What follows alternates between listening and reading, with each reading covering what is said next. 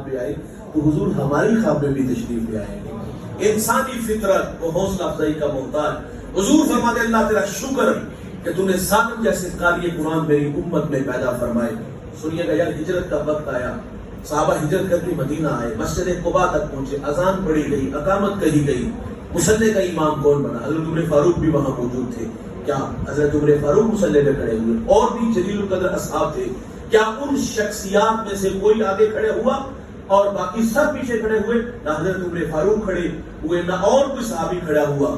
کون کھڑا ہوا؟ حضرت وہ کھڑے ہو کے اعلان کرتے ہیں آج مصلی کا امام وہ بنے گا جس کی آواز سن کے میرے رسول راضی ہوتے تھے. کہا سالم تم امام بنو گے, ہم مقتدی بن کے تیرے پیچھے کھڑے ہوں گے.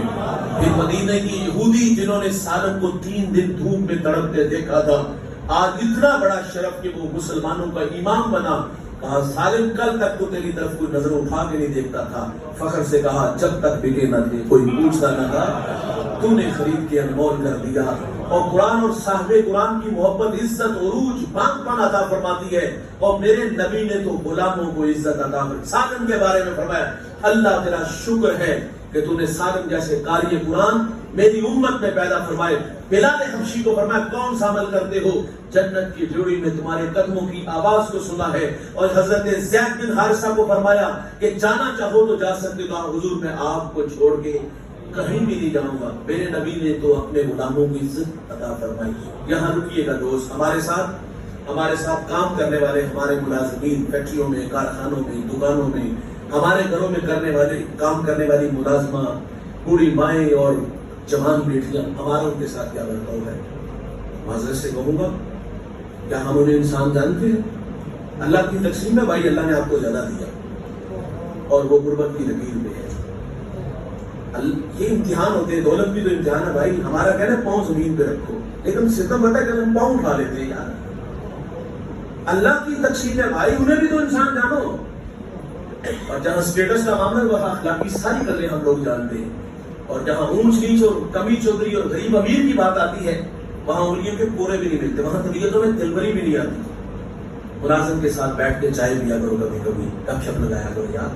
ہاں ان سے کبھی کبھی مشورہ بھی کیا کرو یار, انہیں عزت دیا کرو, یہ بھی تو انسان ہے نا یار. تو حضور نے غلاموں کو عزت عطا فرمائی. بھائی جان اگر اخلاق دیکھ لے ہو تو یہ بھی دیکھا جاتا ہے کہ اس کا برتاؤ اپنے مخالفین کے ساتھ کیسا ہے. 53 سال حضور نے مکہ میں گزارے اور مکہ والوں کے رویے کیا تھے؟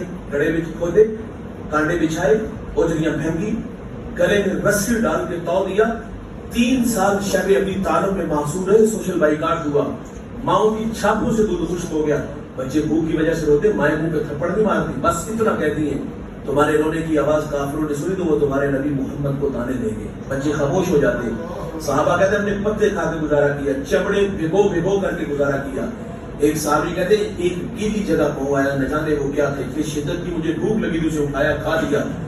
آج تک یہ خبر نہیں کہ وہ چیز ہے کیا تھی. اور طائف والوں نے پتھر مارے یار, ہجرت میں مجبور کر دیا گیا حضور اور حضور کے اصحاب کو. در و دیوار شجر و حجر کو دیکھ کے میرے نبی فرماتے میں کبھی بھی چھوڑ کے نہ جاتا اگر یہ مجھے ہجرت پہ مجبور نہ کرتے. اللہ کے رسول مکہ سے ہجرت کر کے مدینہ آنے لگے. حضور کی آرزو تھی کہ میں حرم کعبہ میں اللہ کے حضور اپنی نیازمندیاں پیش کروں. عثمان بن طلحہ سے کہا چابی دینا, کہا چابی نہیں ملے گی. حضور فرماتے ایک وقت آئے گا یہ چابی میرے پاس ہوگی. طبیعت میں بڑی تلخی, کہا یہ صرف باتیں ہیں. اللہ کے رسول ہجرت کر کے مکہ سے مدینہ آئے. صحابہ کی سب سے بڑی قربانی میرے بھائی ہجرت ہے. وطن چھوڑنا آسان ہے. آپ آج ہی رہائے یار ملک وال سے دوسرے شہر منڈی بھاولدین یا گجرانوالہ یا لاہور یا اسلام آباد لے جاؤ, آسان ہے. گلیاں نے ککھ بھی ہونے لگ پہ میرے بھائی. جہاں انسان نے جنم لیا ہو, بچپن, لڑکپن, جوانی کی بہاریں گزری ہو, اس دیش کو اس مٹی سے مانوسیت ہو جاتی ہے. اسے چھوڑنا آسان نہیں ہوتا. صحابہ نے جب مکہ کو چھوڑا تھا نا, بلال رو رو کے بیمار ہوئے. سیدنا صدیق اکبر بیمار ہو گئے. یار بلال تو دکھی اشعار پڑھتے کہ یا اللہ ایک رات دے دے, ہم مکہ میں گزارا رہے. سیدہ نے عائشہ رضی اللہ تعالیٰ عنہ نے حضور سے عرض کیا حضور بلال تو رو رو کے بیمار ہو گئے. میرے نبی ہاتھ اٹھا کے دعا مانگتے اللہ میں محمد تجھ سے دعا کرتا ہوں جس طرح مکے کی محبت ہمارے دلوں میں ڈالی, اے اللہ 2 گنا زیادہ مدینے کی محبت ہمارے دلوں میں ڈال دے. بھائی جان وطن چھوڑنا آسان ہے فطری محبتیں چار ہیں: وطن، اولاد، مال، جان. یہ چار فطری محبتیں، اور صحابہ اکرام نے یہ فطری محبتیں اللہ کی راہ میں پیش کی. یار اپنے بیٹوں سے، اپنے بھائیوں سے پوچھو کہ وطن کی محبت کتنا تڑپاتی ہے. یہاں سے جب یہ طیارے غیر جاتے ہیں نا تو سینے پہ بھاری پتھر رکھے جاتے، بہت سارے خواب، بہت سارے سپنے وہ یہاں سے اٹھا کے اپنے ساتھ لے جاتے ہیں، اور ان خوابوں کو پورا کرنے کے لیے کتنا وقت لگ جاتا ہے. کسی کو 1 اشرہ، کسی کو 2 اشرے، کسی کو 2.5 اشرے، اور بعض لوگ تو وہاں سے ویسے ہی آ جاتے ہیں. تو بھائی جان، وطن کی محبت، فطری محبت، اور صحابہ نے یہ قربانی دی اور مکہ سے ہجرت کر کے مدینہ آئے. سنیے گا یار، کچھ لوگ کہہ سکتے ہیں کہ جب حضور اور حضور کے اصحاب کے ساتھ لوگوں نے، کفار نے ظلم و ستم کیے، انہوں نے صبر کیا، یہ ان کی مجبوری تھی. اس وقت طاقت نہیں تھی، حکومت نہیں تھا، اقتدار نہیں، اس لیے جو ہے انہوں نے برداشت کیا. نہیں میرے بھائی، سنیے گا، اللہ کے رسول صلی اللہ علیہ وسلم ہجرت کر کے جب مدینہ آئے اور پھر مدینہ سے مکہ کی طرف تشریف لے جاتے ہیں، 10,000 کا لشکر ہے، 10,000 کا، اور طاقت، حکومت، اقتدار ہے. یار آپ دیکھیے گا تحمل، درگزر، برداشت حضور کی طبیعت میں کس قدر ہے. حضور جب تشریف لے آئے مکہ کی طرف، ابو سفیان ہاتھ جوڑتے مہربانی فرمائے، من دخل دار ابی سفیان فهو آمن، جو تیرے گھر میں داخل ہو جائے گا امان دی جائے گی. عرض کی حضور گھر چھوٹا، فرمایا کنڈیاں بند کر دے، ہتھیار پھینک دے، معاف کر دیا جائے گا. آپ پڑھیے گا فاتحین کو، نیپولین بہت بڑا فاتح گزرا ہے، بستیاں اجاڑ دیتا تھا، لیکن میرے رسول جب فاتح بن کے مکہ آئے، راوی لکھتا ہے کہ حضور کی پیشانی اونٹ کی کوہان کے ساتھ لگی ہوئی تھی. اس عاجزی اور انکساری سے حضور مکہ میں داخل ہوئے، اور دشمن لائن میں کھڑے ہیں، زندگی میں بڑے دکھ دیے، بڑی تکلیفیں دی، اور اللہ کے رسول صلی اللہ علیہ وسلم انہیں ہی اگر اختیار دیتے کہ تم اپنی سزا خود ہی متعین کرو تو کیا کرتے؟ تو وہ یہی کہتے کہ کم سے کم سزا ہمیں یہ دیجیے گا، قتل نہ کیجیے گا، ہمیں شہر بدل کر دے. لیکن حضور فرماتے کیا توقع رکھتے ہو؟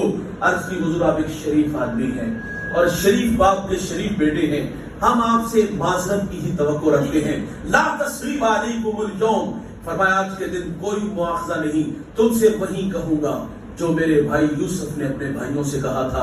فرمایا جاؤ میں محمد تم سب کو معاف فرماتا ہوں. یار عام معافی کا اعلان ہے. اکرمہ کی بیوی آ گئی، اکرمہ تو چھوڑ کے جدہ چلے گئے، آ کے کہا حضور اگر وہ آ جائے تو معاف کر دیں. فرمایا معاف کر دوں گا. عرض کی اسلام کا سب سے بڑا دشمن ابو جاہل کا بیٹا، فرمایا میں جانتا ہوں، لے آؤ، ڈھونڈ لاؤ. وہ ڈھونڈ لائی، قدموں سے لپٹے اور پھر ایک معزز شہری کے طور پہ زندگی گزارنے لگے. حضرت وحشی رضی اللہ تعالیٰ کو حضور کی خدمت میں حاضر ہیں. عرض کی حضور معاف فرما دے. یا حضرت وحشی نے اسلام کا بہت بڑا نقصان کیا تھا.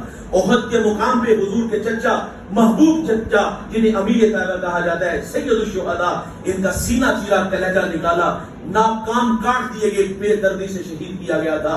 اللہ کے رسول کے سامنے آئے، حضور فرماتے جاؤ وحشی میں نے معاف کیا، بس اتنا کہا کہ میرے سامنے نہیں آنا، سامنے آؤ گے تو چچا یاد آئے گا. یا پھر شام چلے گئے، پیچو تاپ کھاتے رہے، اے اللہ مجھ سے اسلام کا بڑا نقصان ہوا، اے اللہ مجھ سے کوئی کام لے لے، اے اللہ مجھ سے کوئی کام لے لے.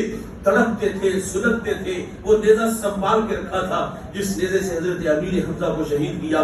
جب یمامہ کی جنگ چھڑی، مسلمہ کذاب میدان میں آیا، اسی نیزے کے ساتھ مسلمہ کو ذبح کیا، اور آپ اللہ کا شکر ادا کیا کرتے تھے کہ اللہ تیرا شکر ہے، اگر مجھ سے اسلام کا بڑا نقصان ہوا تو میں نے اسلام کا جو سب سے بڑا دشمن تھا اس کو اپنے ہاتھوں سے کاٹ کے رکھ دیا.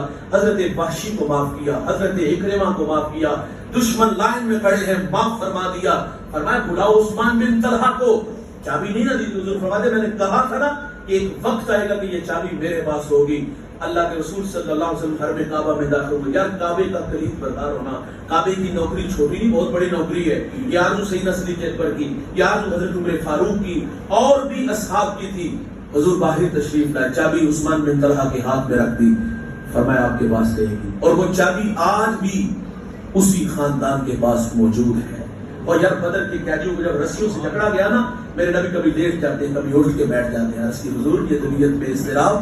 فرمایا یہ جو رسیوں سے تم نے قیدیوں کو باندھا ہوا ہے نا، فرمایا میں محمد کو یہ تکلیف دے رہا ہے. اور میرے نبی تو مخالفین سے اس قدر محبت فرماتے ہیں، درگزر فرماتے ہیں. اب رکیے گا، ٹھہریے گا، تھمیے گا. میں اور آپ دیکھیں گے میری اور آپ کی طبیعت میں درگزر، تحمل، برداشت کس قدر ہے.